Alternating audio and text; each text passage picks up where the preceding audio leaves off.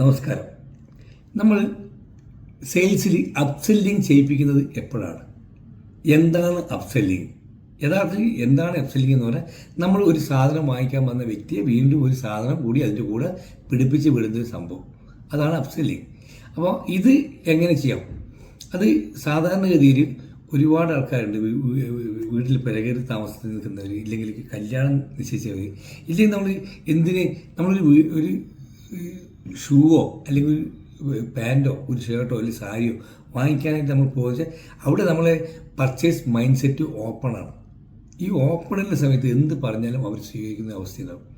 ഉദാഹരണം പറഞ്ഞാൽ, ഇലക്ട്രിക്കലിൻ്റെ ഒരു ഐറ്റംസ് വീട്ടിൻ്റെ പിറകേറി താമസം വേണ്ടി ഇലക്ട്രിക്കലിൻ്റെ എന്തെങ്കിലും ഒരു വയറോ കാര്യങ്ങളോ വാങ്ങിക്കാൻ വേണ്ടി ഒരു ഷോപ്പിൽ പോകുന്ന സമയത്ത് അവിടെ അവരോട് അവിടുത്തെ സെയിൽസ്മാൻ പറയുന്നു, ഇങ്ങനെ ഒരു ബൾബ് ഇറങ്ങിയിട്ടുണ്ട്, ഇല്ലെങ്കിൽ ഒരു ബൾബ് വെച്ചാൽ നിങ്ങൾക്ക് നല്ലതായിരിക്കും എന്ന് പറയുന്ന സമയത്ത് അന്ന് പിന്നെ ഓക്കെ അത് പോരട്ടെ ഇതും പോരട്ടെ എന്ന് പറയുന്നൊരു അവസ്ഥയിലേക്ക് എടുക്കുന്ന അവസ്ഥ ഉണ്ടാവും. ഒരു ഷർട്ട് വാങ്ങിക്കാൻ പോയി കഴിഞ്ഞാൽ ഒരു കർച്ചീഫ് കൂടി വാങ്ങിക്കാൻ, ഒരു ഷൂ വാങ്ങിക്കാൻ പോയാൽ ഒരു സോക്സ് വേണോ വയ്ക്കുക, അല്ലെങ്കിൽ ഒരു ബെൽറ്റ് വേണോ വയ്ക്കുക, പേഴ്സ് വേണോ വയ്ക്കുക, ഈ ചോദിക്കുന്ന ഈ സംഭവത്തിലാണ് അപ്സെല്ലിങ് നടക്കുക.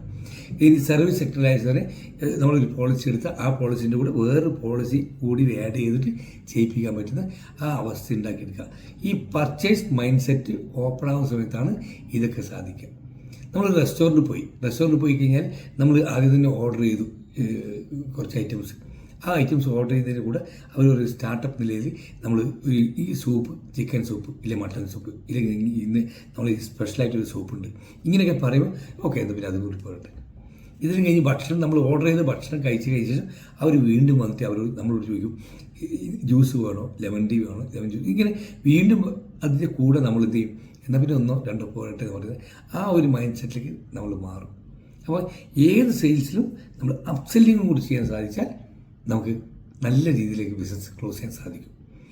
10,000 രൂപയുടെ സാധനം വാങ്ങിക്കുന്ന വ്യക്തിക്ക് ഒരു 1000 രൂപയുടെ ഒരു സാധനം കൂടി എക്സ്ട്രാ ചെയ്താൽ ആ ദിവസം ഒരു 10 സെയിൽ ചെയ്യുന്നുണ്ടെങ്കിൽ 1,00,000 രൂപയുടെ കൂടെ 1,10,000 സെയിൽ നമുക്ക് ചെയ്യാൻ സാധിക്കും.